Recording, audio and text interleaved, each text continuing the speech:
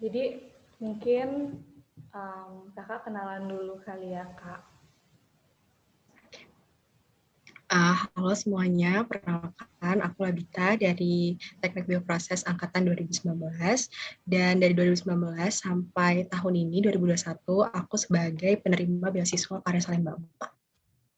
Oke, jadi pertanyaan pertama, beasiswa KSE itu apa sih kak, dan beasiswa KSE ini diselenggarakan oleh siapa? Jadi beasiswa Karya Salemba 4 itu diselenggarakan oleh Yayasan Karya Salemba 4, Yayasan KSE. Jadi in a nutshell, beasiswa KSE itu yayasannya itu merupakan perpanjangan tangan antara donatur sama penerima beasiswanya, yaitu mahasiswa di 34 PTN di Indonesia. Dan donaturnya itu bisa dari individual, perseorangan jadinya, bisa juga dari instansi swasta atau pemerintahan gitu. Jadi nanti selain KSE ngasih kita bantuan finansial, KSE juga bakal ngasih kita banyak banget program-program pengembangan diri. Dan nanti di KSE itu kalian bisa pilih satu dari 4 program utama yang tersedia. Oke. Terus kakak dapat informasi beasiswa ini dari mana kak? Nah, jadi sebenarnya aku tuh dapet beasiswa ini kan dari semester 1 ya, padahal sebenarnya yang boleh tuh semester 2. Nah, itu kenapa kayak gitu, karena aku pernah ikut bimbingan belajar yang diselenggarain sama paguyuban KSE UI. Jadi, setiap universitas itu punya paguyubannya masing-masing. Nah, kalau Universitas Indonesia namanya paguyuban KSE UI. Nah, aku dapetnya dari situ infonya, dan boleh daftar di semester pertama. Gitu. Tapi, teman-teman kalau misalkan nggak ikut bimbingan belajar ini, namanya Rumpin, Rumah Pintar, teman-teman juga bisa cari di website, di Instagramnya KSE itu beasiswa_KSE, atau Instagram dan OA lainnya dari Paguyuban KSE. Gitu. Di situ informasinya lengkap banget dan selalu update. Gitu. Jadi nggak bakal terlewat. Rupin ya kak, Rumah Pintar. Iya, betul sekali. Oke. Terus kak, aku mau nanya, kan banyak beasiswa gitu kan kak, kayak kakak tahun pertama pasti banyak beasiswa yang dibuka gitu. Nah, kenapa kakak pilih beasiswa KSE dibanding beasiswa lain? Nah, yang pertama sebenarnya yang jadi incaran para mahasiswa gitu ya, kalau aku tanya-tanya, kenapa sih daftar beasiswa KSE gitu ke teman-teman aku juga, yang pertama persyaratannya itu emang gak banyak.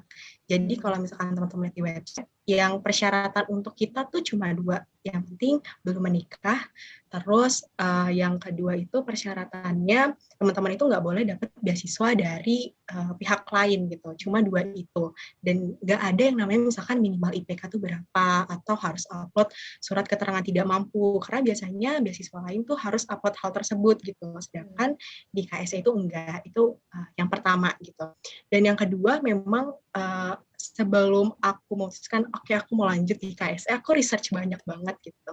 Aku buka websitenya dan di situ emang banyak banget kan, udah jelas banget di situ banyak program-program yang aku rasa program-program tersebut tuh bisa mengembangkan diri aku lebih gitu lah. Dan aku tuh nggak bisa ngeliat program-program itu tuh di beasiswa lain gitu. Makanya aku milih buat kayaknya aku pengen deh jadi salah satu dari penerima beasiswa Karya 4 gitu.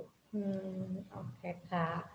Terus persyaratan beasiswa itu tadi kakak bilang kan sedikit kak, apa persyaratan beasiswanya tuh kayak sesuai di web atau kayak beda, misalnya harus ada esai, harus ada motivation letter gitu-gitu kak, persyaratan buat beasiswa KSE ini? Nah, kalau misalkan persyaratan utamanya itu cuma yang di website itu, kalau nggak salah tuh ada 4, tapi yang wajib untuk kita itu ada 2 gitu. Nah, selain selebih dari itu tuh cuma kita harus isi registrasi online.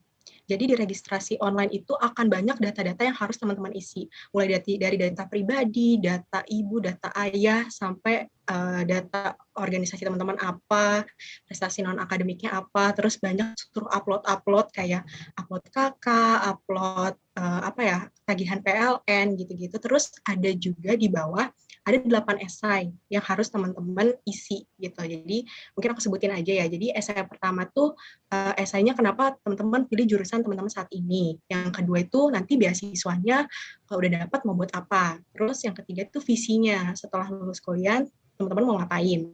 Terus yang keempat tuh pilihan pengembangan diri. Jadi nanti ada pilihan yang teman-teman bisa pilih, dan situ nanti teman-teman cantumin. Terus alasan khusus kenapa teman-teman pilih pengembangan diri tersebut. Terus selanjutnya itu ada tujuan hidup, dan yang ke 6 ya, usaha untuk teman-teman mengurangi beban orang tua. Terus yang ketujuh, rencana penggunaan beasiswanya buat apa, dan yang ke-8, kenapa kalian layak. Itu memang banyak banget esainya, dan itu wajib diisi. Mungkin itu kali ya persyaratan di luar persyaratan yang 4 yang ada di website gitu. Oh, jadi harus 8 esai gitu. Kalau 8 esai gitu kayak ada minimal katanya, Kak? Maksudnya ada minimal katanya nggak, Kak? Atau terserah kita mau sepanjang apa esainya? Nah, kalau minimal kata kayaknya nggak ada sih, karena itu jadi kita nanti bakal disediain kotak gitu. Sebenarnya aku belum pernah sampai maksimal itu nggak bisa diketik lagi, Ya. tapi kayaknya nggak ada sih, nggak ada maksimal berapa kata gitu. Selama Oh, kayak kan ada kolomnya gitu ya, kita tinggal isi aja di kolom tersebut. oh, jadi kita bukan ngetik di Word, baru kita PDF ini bukannya, Kak? Oh iya, aku lupa bilang. Jadi buat kesini kita harus ke website-nya dulu. Kita harus registrasi dulu, nanti kita dapat username, kita dapat password, nah baru kita bisa isi data-data tersebut gitu. Dan isinya langsung di websitenya. Jadi nanti kalau udah selesai, teman-teman tinggal klik accept perpanjangan, itu langsung masuk nanti ke sistem online-nya KSE. Gitu. Jadi semuanya langsung di website-nya. Oh iya, Kak. Buat beasiswa KSE ini kan bisa daftar, terus bisa kita perpanjang juga kan ya, Kak? Kalau nggak salah. Nah, itu metodenya, maksudnya alurnya itu sama apa enggak, Kak? Kayak syaratnya. Ini menurut aku juga salah satu kelebihan Karya Salemba 4 sih, karena dia tuh biasanya beasiswa tuh ada yang per tahun ya, jadi 1 tahun udah selesai, tapi kalau di KSE kita bisa perpanjangan gitu. Jadi contohnya teman-teman memang ingin minat gitu, jadi nanti di paguyuban KSE-nya masing-masing itu bakal dimintain, kalau tahun kemarin tuh mintain form. Jadi formnya kita harus isi kalau misalkan kita mau perpanjangan. Setelah isi form tersebut, teman-teman bakal di-interview sama BPH, tapi BPH paguyubannya, nggak sama donatur, nggak sama alumni KSL lagi, cuma sama BPH-nya. Jadi itu lebih mudah sih. Asal teman-teman aktif di paguyuban, kalau aku ngelihatnya ya udah pasti kayak mereka bakal merekomendasikan teman-teman ke yayasan buat diperpanjang gitu. Jadi perpanjang di KS itu bukan sesuatu yang sulit banget, tapi asal aktif aja menurutku itu udah cukup gitu. Dan info juga buat teman-teman yang misalkan gagal di tahun kemarin terus mau coba lagi, itu tinggal klik accept perpanjangan aja, nggak usah isi-isi lagi, karena itu otomatis sudah kesimpan gitu. Jadi tahun-tahun berikutnya tinggal accept perpanjangan aja deh. Itu juga menurut aku kalau jadi cuma isi 1 tahun bisa beberapa tahun ke depan gitu. Oke, ngerti, bener. Oke, terus buat alur pendaftarannya gimana, Kak? Pertama kan kita daftar, terus kita kita siap persyaratannya dulu ya, Kak. Terus buat esai. Nah, terus abis kita daftar, kayak jangka waktunya berapa lama sampai pengumuman, atau selama jangka waktu itu kita disuruh ngapain gitu, Kak? Oke. Jadi yang pertama itu akan ada roadshow sama ada sosialisasi. Jadi nanti setiap fakultas bakal ada roadshow, terus nanti bakal dikirim juga ada grup line biasanya kalau misalkan teman-teman suka lihat. Aku sangat menyarankan teman-teman untuk join line tersebut karena nanti di situ bakal ada sesi Q&A, terus juga bakal ada kalau misalkan teman-teman punya keluhan apa, kesulitan di mana, pasti di situ bakal dibantu gitu. Jadi teman-teman nggak pusing, aduh mau nanya kemana ya, tapi tinggal tanya ke grup itu aja. Itu di awal-awal banget, kayaknya sekitar Februari Maret lah roadshow dan sosialisasi tersebut gitu. Dan selanjutnya itu ada tahap untuk yang aku bilang tadi, registrasi online. Jadi teman-teman harus registrasi dulu di beasiswa.or.id, habis itu udah dapat username password, langsung login isi semua data-data yang tadi yang cukup banyak tersebut, terus klik accept perpanjangan, habis itu udah deh tinggal ditunggu aja. Habis itu nanti kalau misalkan teman-teman lolos nih tahap seleksi administratif ini, teman-teman harus kirim hard copy-nya. Aku nggak tahu kalau untuk tahun ini kirim kemana, karena waktu itu aku tahunnya itu sebelum pandemi, jadi aku kirim ke paguyuban, tapi aku nggak tahu nih kalau tahun ini harus dikirim kemana gitu. Nah, udah gitu setelah kita kirim hard copy bakal ada interview langsung. Nah, waktu itu aku juga sempat tadi aku udah bilang kan aku sebelum pandemi. Jadi aku interview sama ada psikotes. Jadi aku tuh di satu tempat yang sama di hari yang sama. Jadi aku psikotes dulu. Jadi psikotesnya itu isinya ada 2 soal. Yang pertama soal tentang sosial dan yang satu tentang wawasan kebangsaan. Di situ aku disuruh tulis opini aku, disuruh tulis gimana aku solve problem tersebut gitu. Udah dari situ kita tunggu beberapa lama, ntar dipanggil untuk interview di atas. Jadi di satu rangkaian hari yang sama. Aku nggak tahu kalau misalkan sekarang online tuh gimana, apakah interview aja atau ada psikotes lain gitu. Selanjutnya habis itu langsung deh, habis itu langsung pengumuman. Nanti pengumumannya biasanya di website, kalau nggak di Instagram officialnya KSE. Gitu. Itu kira-kira 4 bulan 5 bulan sih dari registrasi online ya. Oh, jadi dari pendaftaran sampai ke pengumumannya kurang lebih 4 sampai 5 bulan ya, Kak? Iya, betul. Oh ya, sama satu lagi. Jadi nanti untuk registrasi online itu setiap univ waktunya beda-beda. Jadi emang range waktunya itu sekitar 25 harian, tapi masing-masing univ tuh 5 hari aja gitu. Jadi kayak UI cuma 5 hari dari tanggal berapa sampai tanggal berapa gitu. Jadi itu juga harus dilihatin ya teman-teman, karena jangan sampai uploadnya itu di jadwal univ lain gitu. Nanti karena nggak bakal masuk gitu. Oh, jadi daftar sama upload berkasnya punya waktunya cuma 5 hari ya, Kak? Di website itu cuma 5 hari. Sekitar 5 harian. Oh ya, Kak. Terus tadi kan Kakak bilang kalau misalnya ada wawancara ya, Kak? Nah, di wawancara itu ditanyain Ya, apa betul. aja, Kak? Nah, sebenarnya gini, kalau di KSE itu karena kita hubungannya sama donatur. Jadi donaturnya aku tadi udah sebutkan di awal, ada perseorangan, itu individual, biasanya dari alumni KSE. Ada juga yang dari donatur dari suatu perusahaan contohnya. Nah, kalian bisa diinterview sama alumni atau diinterview sama donatur. Nah, jadi mereka tuh misalkan ya kayak ada suatu beasiswa dari satu perusahaan. Mereka kan satu visi, satu misi ya. Tapi kalau di KSE ini orangnya beda-beda gitu loh, perusahaannya beda-beda, terus individualnya juga beda-beda. Jadi pertanyaannya yang dilontarkan ke kita juga beda-beda. Kalau aku pribadi lebih ke personal. Dia tuh lebih nanya ke aku waktu itu sebenarnya basic sih, kayak coba dong ceritain kamu tuh gimana sih, kamu siapa gitu, ceritain diri kamu gitu lah, basic banget. Terus coba SWOT analisis kamu gimana. Terus aku ditanya juga tentang kamu udah ngapain aja, pengalaman kamu gimana, kontribusi kamu sama masyarakat apa, kontribusi kamu misalkan ke sekolah kamu, ke universitas kamu, ke SMA kamu tuh ngapain aja. Terus aku ditanya juga tentang Indonesia waktu itu, ditanya kayak menurut kamu permasalahan Indonesia tuh apa sih? Terus gimana kamu mecahin masalah tersebut? Aku tanya-tanya kayak gitu-gitu juga. Ini lebih personal gitu ya. Dan aku itu di interview sama alumni. Nah, ada teman aku itu beda banget sama aku gitu. Dia di interview sama donatur yang benar-benar esai oriented gitu. Jadi semua esai yang dia udah tulis itu ditanya ulang. Jadi benar-benar aku juga tips buat teman-teman, karena waktu interviewernya itu bakal megang data kalian yang udah kalian isi di registrasi online. Jadi aku usahain banget ketika kalian ngisi registrasi online itu benar-benar diliatin, benar-benar jujur, dan benar-benar diperhatiin kalian tuh nulis apa, karena bisa jadi itu keluar waktu interview gitu.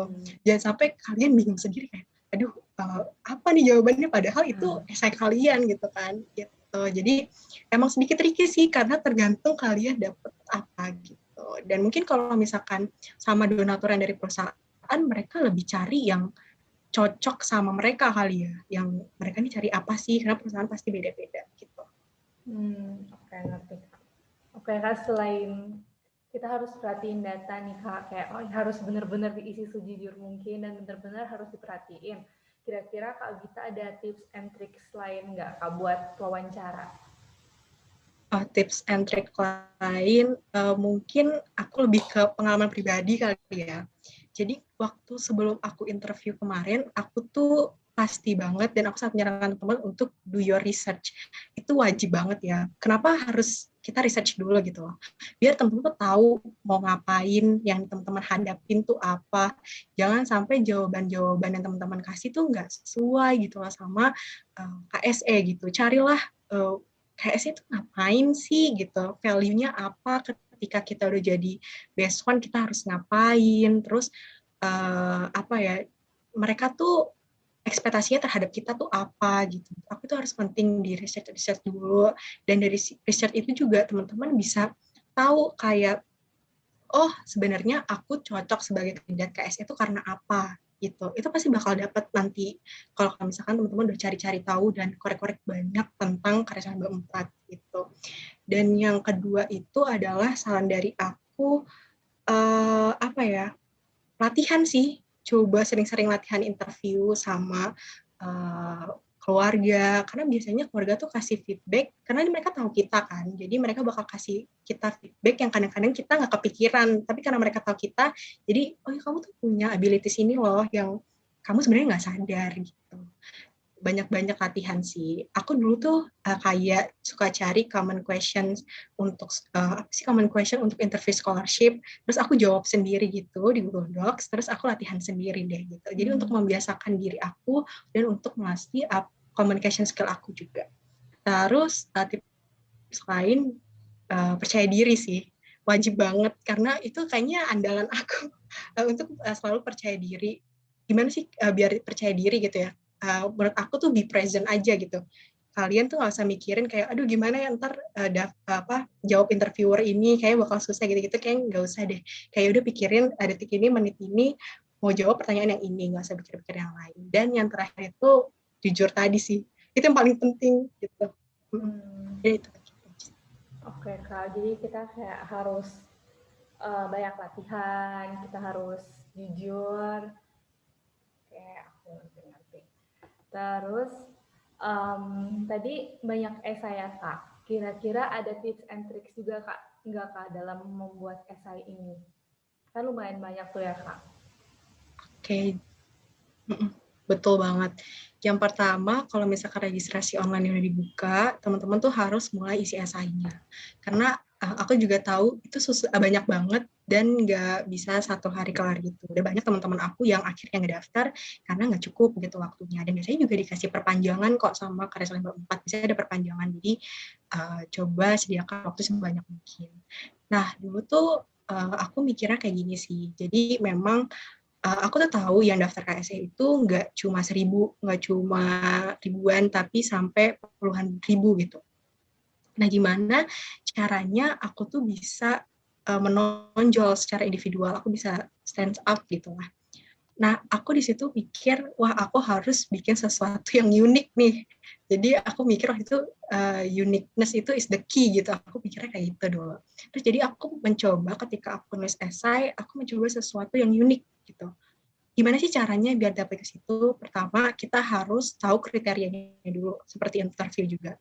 Setelah kita tahu kriterianya, mereka tuh ngebawain apa, value mereka apa, baru aku mulai isi dengan aku itu coba buat gabungin esai aku sama pengalaman yang aku punya. Kenapa harus digabungin sama pengalaman? Biar hasilnya itu lebih konkret, biar yang baca tuh tahu passion kalian di mana, terus biar tahu kayak dream kalian tuh ini loh, dan ini tuh cocok buat Karya 4. Selain dari itu juga misalkan ada visi gitu ya, visi kalian apa ke depannya. Mungkin sih kayak kita uh, mimpi setinggi mungkin, tapi usahain tetap achievable dan convincing juga untuk yang baca gitu. Biar balik lagi biar lebih konkret juga gitu. Jadi harus selalu esainya biar menarik, menurut aku selalu dikaitin sama pengalaman sih, karena pengalaman orang itu kan berbeda-beda ya, tergantung dari dia udah ngelakuin apa aja, terus passion dia di mana, dan itu yang membuat setiap individu itu esainya unik gitu. Aku sih waktu aku ngisi esai beasiswa KSE gitu. Oke Kak, terus Udah nih Kak, tips and trick soal wawancara dan esai. Nah, sekarang aku mau tanya soal, kan Kakak udah keterima nih. Nah, abis keterima tuh, seperti yang kita tahu, Kak, KSE kan dia tentang kewirausahaan gitu ya Kak, kalau aku nggak salah. Nah, waktu udah diterima, Kak, ada kegiatan apa aja Kak dari penyelenggara beasiswa ini? Oke, mungkin aku jelasin dari program Karya Salemba 4 dulu kali ya. Jadi programnya itu ada 2. Yang pertama itu ada main program, ada additional program. Untuk yang main program itu ada 4. Yang pertama regular scholarship. Itu aku. Jadi aku cuma dapat bantuan 750.000 per bulannya. Yang kedua itu ada yang kamu sebutin tadi, Entrepreneur Academy. Nah, Entrepreneur Academy ini minimal kalian harus punya usaha 6 bulan. Dan tujuannya apa sih Entrepreneur Academy ini? Jadi itu dia mau mempersiapkan potensial young entrepreneur untuk build bisnis mereka gitu. Nanti selain kalian dapat regular scholarship, kalian juga bakal dapat monitoring, kalian dapat assistance, terus untuk bisnis kalian. Kalian juga dapat entrepreneurship training gitu. Nah, terus yang ketiga ya, ada teknologi for Indonesia. Nah, teknologi for Indonesia ini tujuannya untuk teman-teman yang punya teknologi gitu. Jadi nanti dibantuin sama KSE, bakal dibantuin dari segi research-nya dan bakal dibantuin untuk implementation research kalian kalau misalkan possible. Nanti juga dapat di sini dapat regular scholarship gitu. Yang terakhir, yang keempat, itu ada achievement scholarship. Nah, achievement scholarship ini ditunjukkan untuk outstanding students. Jadi untuk ketua-ketua paguyuban ada di KSE, terus untuk teman-teman yang punya prestasi internasional contohnya, itu bisa masuk ke sini. Dan ini harus minimal teman-teman 1 tahun dulu di KSE gitu. Dan ini tujuannya untuk developing interpersonal dan profesional kalian gitu. Dan nanti bantuannya itu berupa regular scholarship juga, ditambah financial aid untuk tesis kalian, sama dibantu juga sama social training. Nah, itu udah 4 main programnya yang harus kalian pilih gitu. Tapi harus diperhatikan juga persyaratan-persyaratan tadi aku udah bilang ya. Terus selanjutnya itu ada additional program. Additional program itu ada 4 juga. Yang pertama itu ada leadership. Nah, di leadership ini teman-teman harus eligible dulu buat jadi ikut campnya. Jadi camp itu semacam pelatihan gitu. Dan itu beberapa hari gitu, nggak cuma sehari. Jadi leadership juga harus diseleksi dulu. Nah, selanjutnya itu ada workshop, terus ada seminar, terus ada apa lagi ya? Ada coaching juga. Jadi bentuknya tuh kayak energy seminar, terus juga ada financial literasi, terus juga ada banking workshop gitu. Terus ada coaching juga, dan coaching ini sama alumni KSE, dan aku sampai sekarang masih keep in touch sama disebutnya keluarga asuh gitu, keluarga asuh aku yang dari univ yang beda-beda, ada dari IPB, terus ada dari UIN gitu. Dan itu benar-benar sih bermanfaat banget karena networkingnya tuh benar-benar lebar kalau misalkan di KSE gitu. Dan aku sekarang masih. Terus yang ketiga itu adalah scholar community program, kalau aku nggak salah. Jadi itu tuh bentuknya kayak, itu tuh tujuannya untuk membangun networking di antara kita sebagai penerima beasiswa. Caranya gimana? Caranya kita tuh membangun lokal communities gitu. Jadi contohnya itu namanya ada community development. Jadi nanti kita seperti kayak ngebangun desa binaan gitu deh. Jadi kita bangun bank sampah di situ, kita bangun hidroponik, kita bangun bank biopori, gitu-gitu yang bisa bermanfaat untuk masyarakat. Dan itu kayak biasanya gabungan antara beberapa paguyuban kayak misalkan KSE UI sama KSE apa gitu, beberapa gitu. Terus yang terakhir itu ada KSE alumni. Nah, aku nggak tahu yang KSE alumni ini ngapain aja, karena memang aku belum jadi alumni yang lulus gitu. Jadi KSE alumni ini diperuntukkan buat teman-teman beasiswa KSE yang sudah lulus. Nah, jadi memang di KSE itu setelah teman-teman nerima gitu nggak ya udah selesai gitu, tapi masih ada organisasinya lagi gitu KSE alumni gitu. Jadi itu sih yang aku dapat, dan benar-benar luas banget, benar-benar banyak banget juga. Dari sini juga kayak terbukti ya Kak, keunggulan beasiswa KSE dibanding beasiswa lainnya? Betul, betul. Oke, Kak. Oh iya, Kak. Terus soal penerimaannya, Kak. Kira-kira menurut Kakak, sertifikat prestasi atau soft skill tuh memperbesar peluang untuk kita dapat beasiswa atau enggak, Kak? Jadi kalau misalkan seingat aku itu ada bagian prestasi non akademik. Nah, mungkin teman-teman di situ bisa diisi prestasi non akademik teman-teman tuh apa aja. Kayaknya sepertinya kayak bisa dimasukin semuanya aja. Dan pastinya itu bakal apa ya, bikin teman-teman tuh menonjol gitu kan dari beasiswa yang lain gitu, aplikan yang lain, buat teman-teman tuh beda gitu. Menurut aku sangat bakal ngebantu sih kalau misalkan punya prestasi gitu. Terus kalau buat soft skill aku kurang tahu sih, cuman mungkin bisa ditaruh di esai kali ya. Mungkin soft skill-nya tuh yang kayak leadership gitu-gitu kali ya, yang bisa dikaitkan. Misalnya teman-teman punya jiwa-jiwa entrepreneur nih, entrepreneur banget. Nah itu bisa diselipin aja di esai gitu. Kalau di kolom khusus gitu kayaknya nggak ada sih, cuma ada kolom khusus untuk prestasi non akademik. Oke, jadi intinya sertifikat prestasi sama soft skill itu cukup mempengaruhi untuk penerimaannya ya, Kak. Jika ya dipertimbangkan juga. Oke. Iya. Terus Kak, aku mau nanya saran Kakak untuk advocation center agar lebih baik dalam memfasilitasi warga yang ingin mendaftar beasiswa. Nah, sebenarnya aku kurang tahu sih kayak kalian tuh mengadvocate itu sampai sejauh apa. Cuman kalau dari aku sarannya mungkin bisa lebih diperhatikan kali ya teman-teman yang mau daftar, kayak coba bikin grup, terus kayak misalnya ada beasiswa ini mau daftar ini, terus kalian bikin grup, terus kayak lebih di follow up lagi gitu. Karena kan kalian yang punya informasinya kan. Jadi lebih kayak di follow up informasi-informasi yang ada sih kalau menurut aku gitu aja sarannya. Oke, makasih banyak Kak soal sarannya. Terus ini ada pertanyaan dari Slido juga Kak, dari teman-teman yang lain yang ngisi di form. Mungkin Anis bisa share screen nih. Oke, udah. Jadi ini ada 4 pertanyaan, mungkin kita dari pertanyaan yang pertama ya Kak. Apa manfaat yang Kakak rasakan dalam diri Kakak setelah mengikuti berbagai program yang diberikan dalam program beasiswa KSE ini? Oke, jadi sebenarnya aku ini deh mengaitin sama motonya KSE. Jadi KSE tuh punya moto sharing, networking, dan developing. Aku pernah ditanya waktu itu, kamu tahu nggak kenapa sharingnya tuh di awal gitu?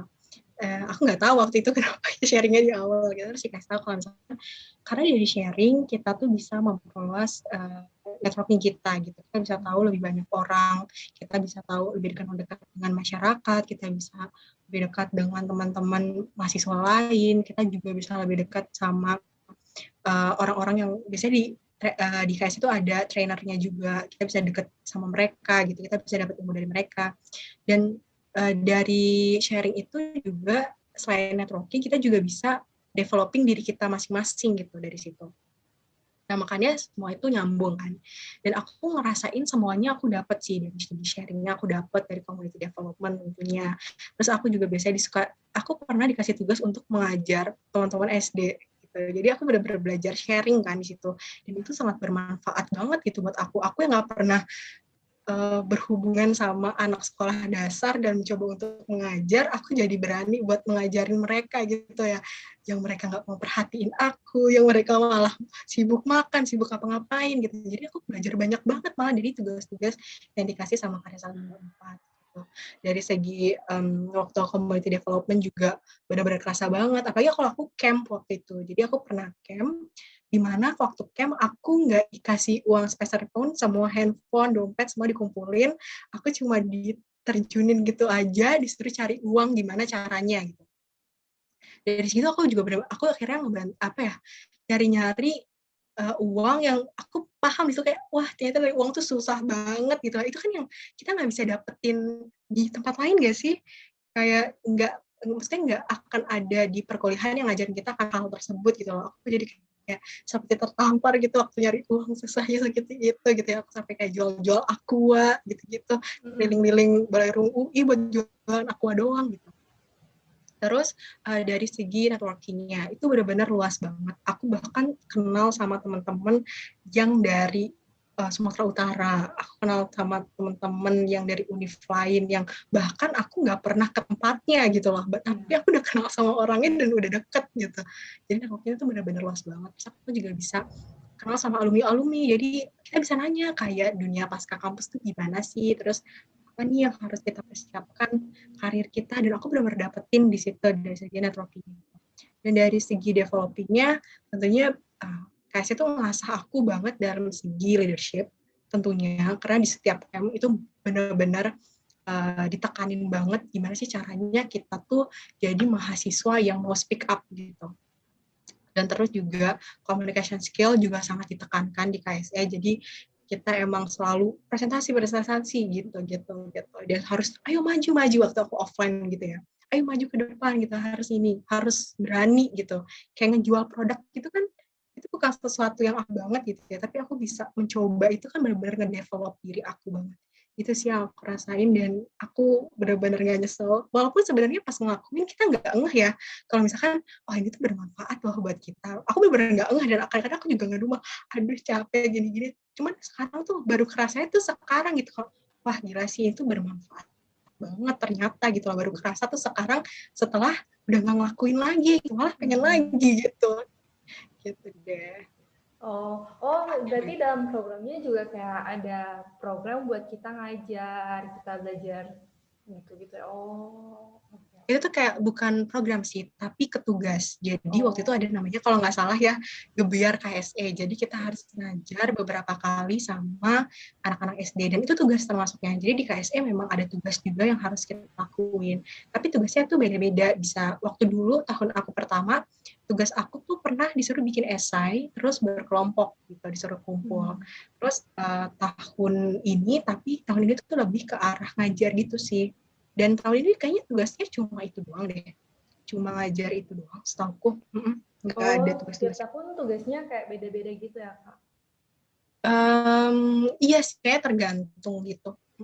Kayaknya lebih baik ngajar sih, karena kalau yang esai itu aku ingatnya kayak tiap bulan ada tugas. Setahu aku yang tahun pertama gitu, sebelum ada ngajar-ngajar ini. Gitu. Kak, kalau misalnya online, kan kalau masa pandemi gini, kira-kira kegiatannya juga online ya, Kak? Nah, kalau ngajar waktu itu tuh pandeminya belum saya kayak sekarang ya. Pandeminya tuh masih benar-benar yang di lingkungan kita tuh nggak ada yang kena gitu, dan cuma boleh di sekitar rumah dan cuma 3 orang gitu, dan harus di depan rumah orang lain di dekat sekitar kita gitu. Jadi untuk yang ngajar itu masih offline gitu. Aku ngundang mereka ke rumah aku gitu, tapi dengan juga social distancing, terus juga tetap pakai masker gitu. Terus kalau misalkan untuk program-program yang lain ya semuanya online. Jadi tapi yang camp aku ikutin itu kan namanya Jabodetasar ya. Jadi untuk mahasiswa baru yang jadi penerima beasiswa. Nah, aku nggak tahu sih sekarang tuh bentuknya kayak gimana, karena aku udah nggak pernah ikut camp lagi gitu di KSE. Aku cuma ikut webinar-webinar yang biasanya diadain sama donatur aku gitu. Dan itu semuanya online. Bahkan karena online, kita tuh bisa ketemu sama donatur kita yang nggak dari Indonesia. Jadi donatur kita ada di luar, aduh aku lupa dari mana, tapi kita bisa dengar webinar dari dia gitu. Oh, jadi networking-nya juga benar-benar dapat banget ya, Kak? Iya, karena kita tuh sering ada webinar yang isinya founder-founder KSE. Dan tentunya keren-keren banget, yang kayaknya aku nggak bisa deh kalau misalkan nggak sama KSE bisa ngobrol dan tatap muka sama mereka. Keren aku dengarnya juga keren banget sih, Kak. Oh ya, Kak, aku penasaran. Yang soal ngajar itu kayak anak-anaknya udah ditentuin atau kakak yang milih sendiri mau ngajar siapa gitu? Ditentuinnya tuh cuma anak sekolah dasar gitu, sampai maksimal SD kelas 6 gitu. Terus ditentuin juga topiknya, ini loh topik-topik yang harus kalian ajarin gitu. Waktu itu juga misalkan, waktu itu lagi COVID kan, jadi topiknya memang tentang COVID-19. Coba deh kalian ajarin gimana nih caranya hidup bersih, hidup sehat, gimana cara pakai masker gitu-gitu. Kita suruh itu memang. Terus tapi aku juga ngajar-ngajar yang lain, aku ngajar-ngajar gimana cara bikin makrame, aku ngajarin gimana caranya lukis gitu-gitu, bisa-bisa gitu. Terus ada juga yang dikasih tuh waktu itu waktu Hari Pahlawan ya. Jadi kita disuruh ngajarin tentang kepahlawanan gitu. Kita juga pernah disuruh ngajarin itu gitu. Gitu sih. Jadi tergantung topiknya biasanya udah ditentuin. Oh topiknya ini. Terus tolong ya ajarinnya tuh cuma sampai sekolah dasar aja. Biasanya SMP SMA udah nggak boleh gitu. Dan boleh pilih kayak orangnya juga ya udah 3 orang atau paling banyak 5 lah gitu. Dan harus lingkungan di sekitar kita gitu. Itu aja sih kalau untuk ngajar-ngajar itu. Oke, mungkin kita mau ke next question, Kak. Apa yang membuat beasiswa KSE berbeda dengan beasiswa lainnya? Oh, itu tadi udah Kakak jelasin. Jadi mungkin bisa kita skip aja. Terus, dari beasiswa website KSE, saya melihat terdapat program pelatihan akademik kewirausahaan. Dalam program itu, apa saja yang didapatkan oleh para penerima beasiswa? Nah, ini yang aku udah jelasin tadi sih, Entrepreneur Academy ya. Jadi memang teman-teman harus minimal usahanya itu 6 bulan. Jadi ini nggak cuma para beasiswa KSE aja, tapi juga bisa dari alumni gitu. Yang nanti teman-teman bisa dikasih training, entrepreneurship training yang aku udah sebutin tadi, terus juga dikasih monitoring dan kayak pantauan gitu kali ya terhadap usaha teman-teman. Itu sih yang aku tahu. Karena aku belum pernah ikut juga Entrepreneur Academy, karena aku nggak punya usaha apa-apa. Jadi sejauh aku itu sih yang aku tahu. Jadi sebenarnya biasanya itu juga seleksi juga sih disaring gitu. Dari tahap pertama berapa puluh, ntar sampai cuma 5 orang atau berapa gitu. Biasanya kalau offline itu benar-benar kayak ya udah kalian harus jualan gitu. Tapi nggak tahu kalau online itu kayak gimana, karena aku cuma dengar-dengar doang kalau offline tuh emang benar-benar sekeras itu. Aku kemarin sempat buka di website KSSH, kayak itu aku bacanya kayak misalnya dari 35.000 pendaftar, kayak cuma diterima tuh emang 10% doang, dan kayak emang bener-bener sedikit yang keterima gitu. Iya benar. Makanya kayak aku sebutin tadi kayak bukan ribuan tapi sampai puluhan ribu kan, sampai 20.000, terus yang terima cuma 1.000 doang. Gitu. Mungkin kita ke pertanyaan terakhir. Ketika kakak sudah menerima beasiswanya, seperti apa sih kak kontraknya? Apakah ada kegiatan-kegiatan yang kakak sebagai penerima beasiswa wajib ikuti? Itu mungkin tadi udah sempat kita jelasin, tapi mungkin bisa dijelasin lagi kak. Boleh. Jadi untuk kontrak di KSE itu nggak ada kontrak. Jadi memang kalau misalkan teman-teman buka di website-nya itu kata-kata pertama tuh emang tidak ada kontrak gitu. Jadi teman-teman bebas gitu, nggak habis setelah menerima harus kerja di situ, enggak. Terus kegiatan-kegiatan yang wajib ikut ini banyak. Mungkin aku jelasin juga ya. Jadi kalau di KSE itu setiap bulannya kita wajib laporan. Jadi ada 4 laporan yang wajib teman-teman ikutin. Yang pertama itu ada disbursement, ada financial flow, ada academic, sama ada activity. Yang 2 pertama ini teman-teman harus setiap bulannya. Itu kayak gampang sih isinya, kayak cuma uangnya dipakai buat apa, terus pemasukan teman-teman berapa, pengeluaran berapa, apakah kayak teman-teman nih pengeluarannya berlebihan atau enggak, gitu-gitu doang. Terus yang academic sama activity itu per semester. Jadi teman-teman punya prestasi apa, terus di paguyuban ngapain aja, terus aktivitasnya teman-teman apa, kayak volunteer atau lagi internship gitu-gitu, itu bisa dimasukin per semester gitu. Terus yang wajib lagi, aku kan tadi udah banyak nyebutin paguyuban KSE UI. Nah, paguyuban KSE itu UI dan seluruh paguyuban itu punya organisasi di dalamnya. Jadi benar-benar kayak IMTK gitulah contohnya, ada humasnya, ada BPH-BPH-nya, terus ada kayak ada sosmanya juga, ada gitu-gitu semuanya ada. Jadi kita wajib ikut juga, ya minimal kita jadi staffnya lah kalau misalkan mau, bisa jadi BPH-nya atau jadi pengurus intinya. Itu yang kedua itu wajib ikut organisasinya. Terus yang ketiga kita juga wajib biasanya donatur teman-teman itu bakal ngadain webinar-webinar biasanya. Yang tadi aku udah sebutin tuh yang di awal yang workshop yang gitu-gitu, biasanya itu kita wajib ikut gitu. Dan menurut aku itu bermanfaat banget sih karena jadi donatur aku tuh sekarang itu Give to Asia. Jadi emang suka ada beberapa webinar yang harus diikutin gitu.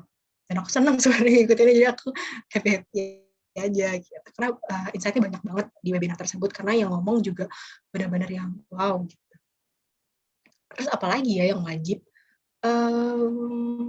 Yang wajib oh ya sama tadi sih yang udah aku sebutin yang tugas-tugas, tapi tugas-tugas juga nggak tiap bulan ada, cuma ya kalau kemarin 1 tahun aku kemarin cuma ada 2 lah gitu. Cuma ngajar doang, habis itu udah. Itu sih yang harus teman-teman yang kewajiban yang harus dipenuhin gitu. Ketika sudah menjadi Baswan Karisma 4. Ya, mungkin ini pertanyaan dari Sidonya udah selesai. Aku punya satu pertanyaan Kak. Aku tadi barusan kepikiran. Kalau misalnya beasiswa KSE ini kayak bisa nggak Kak kayak tiba-tiba di tengah diputusin gitu? Atau Ini ditarikin diputusnya balik dari siapa nih? Dari dari siapa? penyelenggaranya, dari Oh, KSE-nya, dari yayasannya. kalau misalkan donaturnya tiba-tiba berhenti, itu nggak bakal diputus ke kitanya. Karena itu bukan salah kita kan, dan mereka bakal coba tanggung jawab si Yayasan Karya Salemba 4 ini bakal tanggung jawab. Gitu. Kita nggak bakal diputus karena donatur kita tiba-tiba nggak donate lagi gini. Mungkin mereka juga punya apa ya, kayak semacam perjanjian gitu kali ya, harus berapa bulan kalian donasi gitu. Aku nggak ngerti, tapi nggak bakal sih. Cuman kalau teman-teman bener-bener hilang, terus tiba-tiba entah kemana ada webinar yang diadain donaturnya kalian, terus kalian tiba-tiba nggak ikut, itu bisa kemungkinan bakal di apa ya bilangnya ditahan beasiswanya. Jadi baru ditransfer itu sebulan kemudian. Jadi biasanya kan kita 750.000 ya. Berarti di bulan berikutnya 1,5 gitu. Biasanya kayak gitu sih, nggak bakal diberhentiin yang gimana-gimana. Makanya aktif aja sih menurut aku karena ya udahlah. Jadi kalau online juga cuma dari laptop doang kan. Jadi kan juga nggak harus yang fokus nggak ngapa-ngapain gitu. Kalau diberhentiin tiba-tiba karena kitanya nggak aktif, enggak. Cuman memang ada beberapa yang sifatnya wajib terus kita nggak ikut itu bakal ditunda beasiswanya gitu mas. Ngerti. Oke deh Kak. Sudah sih Kak sebenarnya pertanyaannya mau bilang makasih banget Kak Bisa udah nyempetin waktu buat interview, buat bincang beasiswa, buat sharing-sharing. Makasih banyak Kak. Iya, thank you banget juga nih.